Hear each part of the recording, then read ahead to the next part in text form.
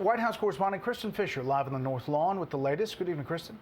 Good evening, Brett. Well, the White House is now clarifying the vice president's role at the border less than a week after President Biden announced that she would be the administration's diplomatic lead on this effort. Amid mounting questions about when Vice President Kamala Harris would actually take a trip to Texas, the White House press secretary says the VP is not taking the lead on the administration's response to the crisis at the border. Instead, her focus is strictly on diplomacy with Mexico and the three Northern Triangle countries to address root causes of migration and to oversee the flow of U.S. aid to those countries. The Vice President of the United States will be helping lead that effort, specifically the root causes, not the border. There's some confusion over that. White House Press Secretary Jen Psaki says the Vice President has no immediate plans to visit the border, but former President Trump says he plans to take a trip in the next few weeks.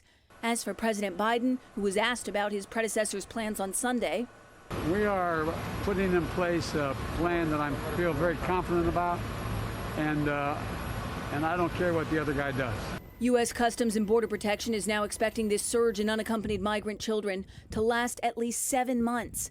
The White House press secretary was pressed about that prediction during the briefing today, but she again punted to the Department of Homeland Security. I don't have any predictions. Those would certainly come from CBP or the Department of Homeland Security. But our focus now is on ensuring that we have enough shelters, facilities to house unaccompanied children. More shelters and facilities means there's a need for more people to care for the migrant children housed inside. The need is so great that last week the Biden administration sent a memo to the heads of multiple government agencies asking for civilian federal employees to volunteer for deployments of up to 120 days.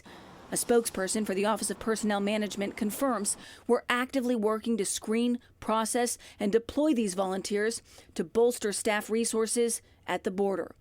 Republican Senator Tom Cotton, who visited the border last week, says it's past the point of a crisis. Asking federal employees to deploy to the border, addressing the symptoms, not the cause. The cause is Joe Biden opening our border.